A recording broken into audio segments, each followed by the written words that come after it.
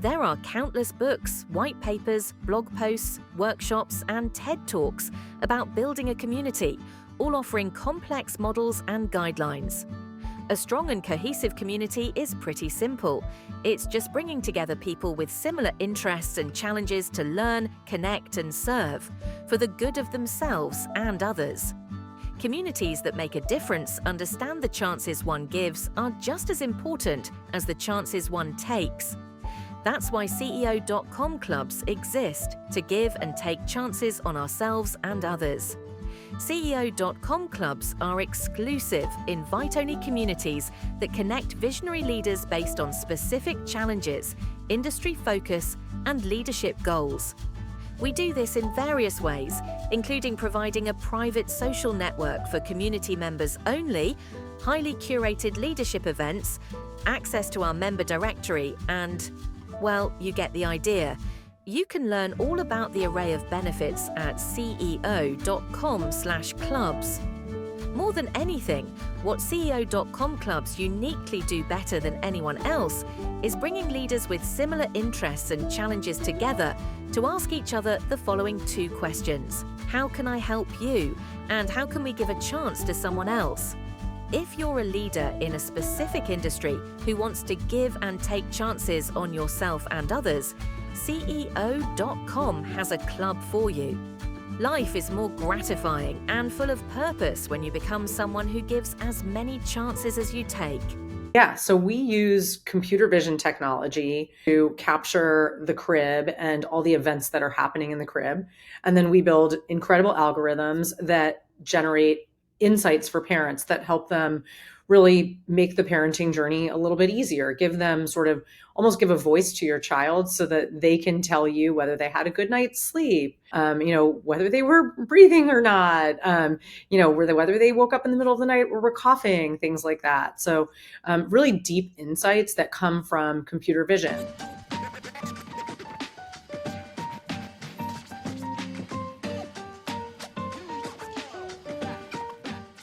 Anushka, thank you so much for coming on the show. Means a lot to have you here. You have an incredible company on your hands that does life-changing work, if you ask me. Tell us about Nanit. Yeah, thanks for having me, Clint. It's really exciting to be here with you.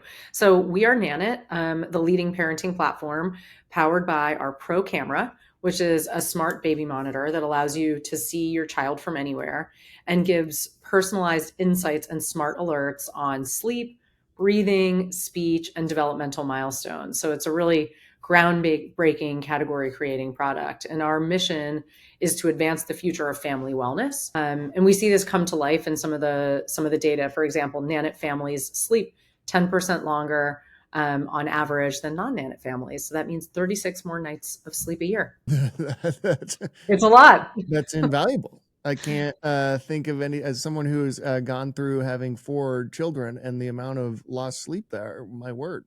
Exactly. What would you have not given for 36 more nights of sleep when you had young children? I know, that's incredible. So tell us exactly how it works though. Like, how does the product do all of that? That's got to be some sort of like technological breakthrough there that you guys have created in order for it to do all of those things. Yeah, so we use computer vision technology to capture the crib and all the events that are happening in the crib. And then we build incredible algorithms that generate insights for parents that help them really make the parenting journey a little bit easier, give them almost give a voice to your child so that they can tell you whether they had a good night's sleep, whether they were breathing or not, whether they woke up in the middle of the night or were coughing, things like that. So really deep insights that come from computer vision. And one of the things that I love about this business actually is that it was founded by 2 dads that by day were building computer vision systems to monitor silicon wafer manufacturing, really exciting stuff. And then they became dads and they wanted to use this technology to be able to monitor their children so that they could get some sleep.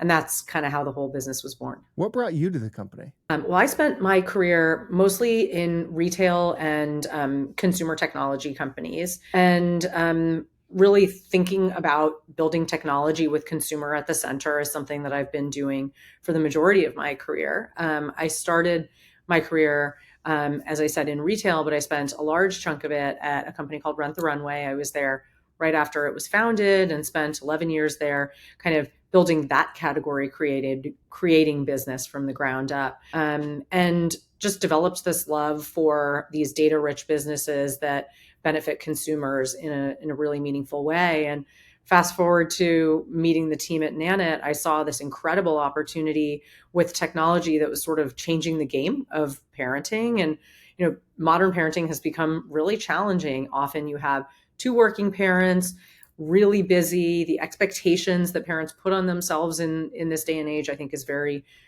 too much, I would almost say. Mhm. But tools like Nanit, I think, really help ease that for parents, and bring what we like to call a digital village of support into the app, and really provide the insights to help. So what is the future of consumer tech, particularly as it relates to AI and various business models? Like how is this going to shake out? I know that's probably the, $60 million question. Yeah, probably more. Listen, I think when I think about a product like Nanit, right, people don't think about AI in baby monitors or AI in children, right? It could sound super scary.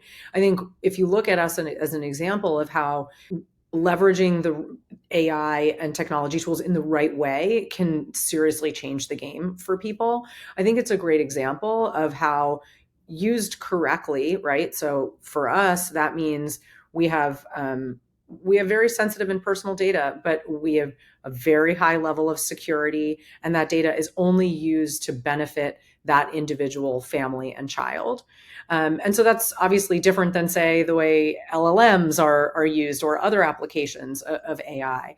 So I think there's tailored solutions for different problem spaces that can hugely benefit consumers. And I think it's important that folks remember that not all AI is the same, right?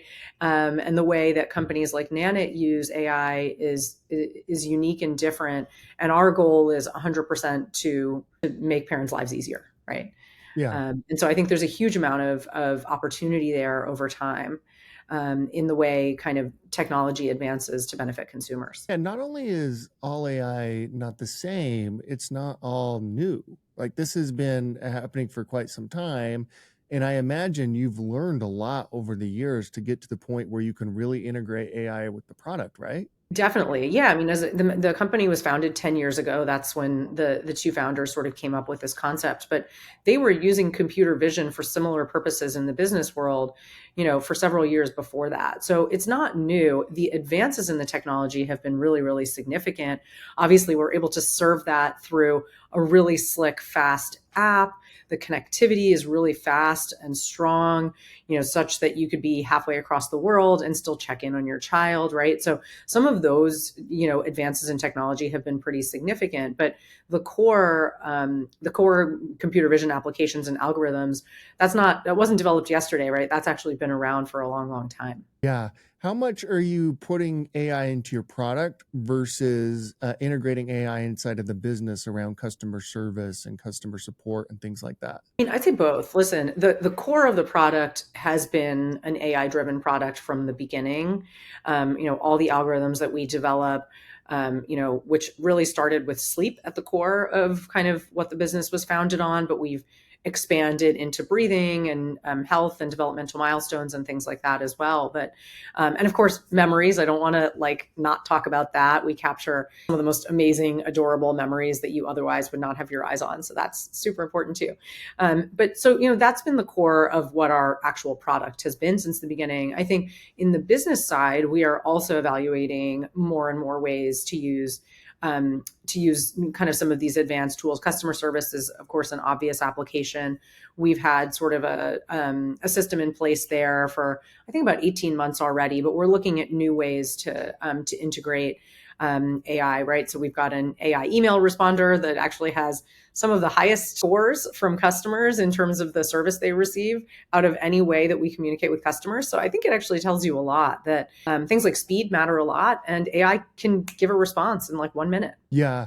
Yeah, that part is super incredible. Given all the data and everything that you can do for babies, have you thought about broadening this out for everyone, like to track I mean, and there's a lot of companies that do this, right? A lot of wearables, even beds, like high-tech beds, things like that.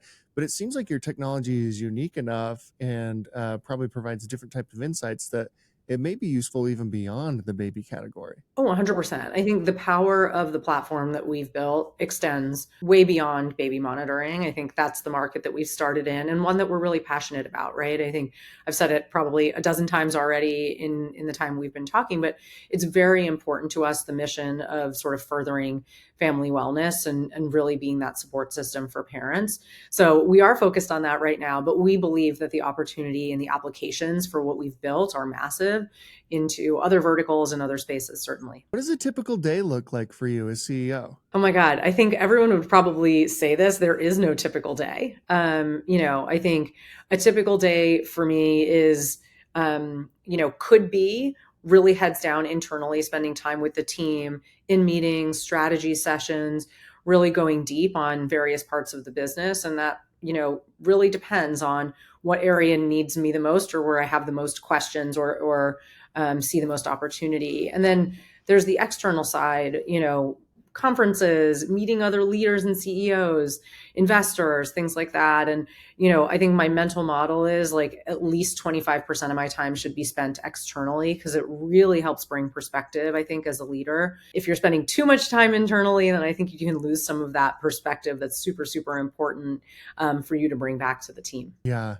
What do you read? What reading recommendations would you have for us? Oh my God. All right. Well, I just finished last night. I stayed up late, which I don't normally do, but I've been reading this beautiful fiction book called The Covenant of Water by Abraham Varghese.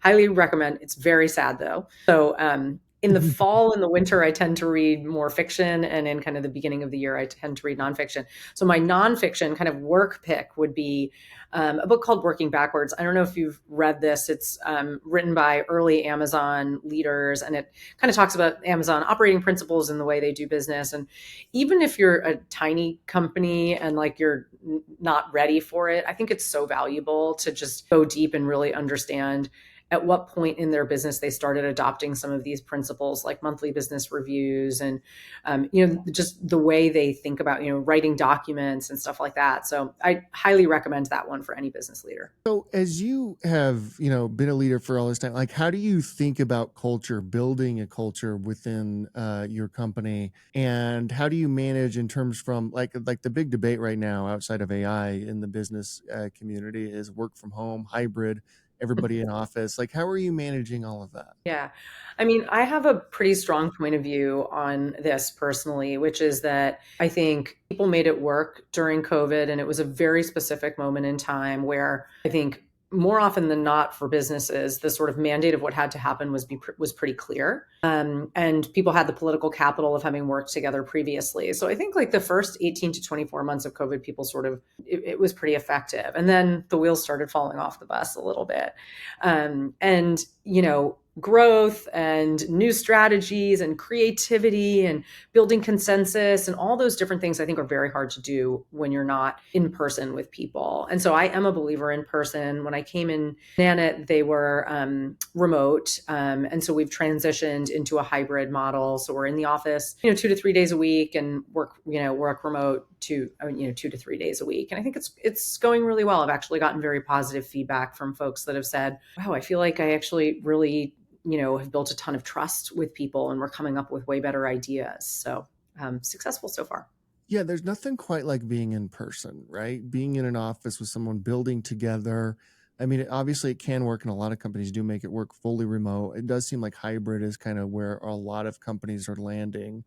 Like you have. But like this idea of like building trust with each other, working side by side with each other. Like if there are leaders out there who are like trying to figure out like which one of these should we do, we're trying to pick this. Give them the case for why this is the right approach. Yeah, I used to sort of think, okay, maybe it's more of a startup thing.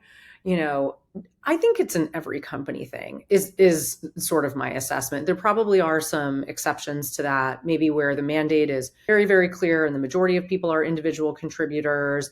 I think there's maybe some edge cases, but for the most part, I think in a business that requires strong collaboration, which is most, creative thinking and problem solving, which is most businesses, building trust, which I think to me is actually one of the most important things. And the more leadership roles I've had, the more I realize like there's no way I can ever win if I don't have trust among my leadership team. And I think that's true for every team. So, to me, the case is it doesn't have to be 5 days a week. I do think that model is, not required anymore, but there has to be a real significant amount of time that people are spending together doing the work together, so that when you're not together, there's enough trust built up that, the misinterpretation that happens over a Slack message or a Zoom call where you're not getting the full person's body language, like that you can sort of like put that aside because you spent enough real time together to build that relationship and build that trust. So, to me, it's few and far between that I can think of a company that wouldn't benefit from some amount of time together. What is the state of consumer tech right now economically and its future? And part of that is a broader question around like now CEOs are expected to comment and talk about things that are well beyond what they do at their company, right? And so like as you're looking to 2025 and thinking about kind of the marketplace and economics of that, how are you thinking things are going to shake out? Well, there's sort of a couple of questions wrapped up in there, but if I can just comment on your question around sort of leaders being expected to weigh in on things, it's been such a challenging time to be a leader over the last like 4 years. I think that we went through a real period of time where leaders were expected to have an opinion on every single topic, regardless of whether it was relevant for their business or not, right? And regardless of whether they had an educated opinion on it, which I think is oftentimes folks don't, right? And so I'm happy that we've come back to a place where I think the pendulum has swung back, and I think leaders and consumers too have sort of come to realize that if you run a baby monitor business, you shouldn't necessarily have an opinion on wars that are happening all over the world to communicate to your customers, right? Or you shouldn't take a side politically necessarily, because you probably have customers that like are 50-50 on both sides of the aisle. And so I'm personally, as a leader, really happy that the pendulum has come back to the center. And I think that expectation is now reasonable. And, back to what does your brand stand for? What does your company stand for? What is the mission? And then there might be one or two specific topics that it makes sense for you to weigh in on. And like, you should weigh in on those as it makes sense to your brand and your consumer set. But otherwise, kind of like, it's not really your place. And I think building culture, to your question there, like internally for your team, there may be beliefs and values that you uphold internally that mean you might speak to more things internally than externally. And I think that nuance is really, really important. The state of consumer tech broadly, I would say, I think it depends. We've been in this like malaise of, are we going, is the economy booming, or are we going into a recession? This sort of like, uncertainty that we've been sort of navigating for the last couple of years. It seems like, maybe cautiously we'll be in the soft landing scenario and things will kind of continue. But what I've observed personally in the consumer space over the last couple of years is that because of this kind of uncertainty on the consumer side, there's like winners and losers, right? There's some brands that are continuing to do really, really well. And I think those are the brands that have ordinary product market fit and product is matched to the new future that we're living in, right? And I think Nanit is one of those companies. If you think about the adoption and ubiquity of wellness tracking and smart tools. I'm an Oura Ring user myself, but you can think about Apple Watch or Whoop or things like that. A product like Nanit, I think, is really well matched to the future and adoption of technology. And then I think there's the losers too, the companies that just maybe don't have that quite strong product market fit or aren't necessarily matched to the moment in time. And so I think the answer is sort of like it depends. And I expect 2025 to be similar, a similar story of it depends. I don't think it's going to be everything's booming or everything's busting. Yeah. By the way, Aura Ring wearers. Yes. Here. Yes. So I'm on board with you there. As CEO, how much time are you thinking about product development, launching new features, digging in on that versus customers, interacting with customers, getting their feedback? I mean, there's this interesting balance that you have to do as a CEO. How do you approach that? Yeah, I think it has to be a balance. I think I'm a big believer in we're developing the product for customers. So you have to listen to what they say. You have to hear their concerns, but you don't necessarily have to build exactly what they ask for, right? I think you have to listen really carefully. You have to dog food all the data and see what people are saying about you and read the app comments and the Amazon comments and all of that. And then you have to put that through a filter of like, how can I uniquely solve that problem based on the capabilities we have as a business? And so it's not just building what they say, right? It's often hearing the problems and thinking about what is the best, most exciting and innovative way that we can solve that challenge for consumers. And so I think we do that pretty well here. We have a really good rigor around tuning in and listening to customers. We've got a bunch of different mechanisms for doing that. So Yeah, that is really interesting. Like the balance is so hard to strike, right? Between internal and external and everything else in between. It's really fascinating. Like how do you keep grounded? How do you what is from that perspective, how do you kind of keep sane? Yeah, I love I love that question because I think about it all the time. For me, and I think it's different for everyone, but for me, it's sleep and movement. And so often I talk to people that have a different sort of way of thinking about this. When things are really busy at work, they sleep less and they cut out exercise. And for me, it's the opposite. It's like when things are really crazy and I'm really stressed, I make sure I'm in bed by like 11:15 at the latest. And I have to find a way to do movement in the morning, even if it means like get off the subway to, stops early and walk the extra 15 minutes. I think that's kind of how, that's my version of meditation. It's like moving meditation is walking. For some people, they can sit there for 20 minutes and meditate. I just have never been great at that. Yeah, same. What role do you think empathy plays in leadership? You've kind of described it a lot in a lot of your answers here, but how do you think about empathy? I think it's important and needs to be present in everything that you do, but also needs to be checked, right? I think, and it can paralyze you from making decisions that are ultimately good for the business and good for the people, right? An example of that is if someone's really not right for the team and, too much empathy might be like, okay, I'm not going to let them go because it's going to be hard for them to find another job. When in reality, that's not right for the teammates. It's not right for the person. It's not right for the business.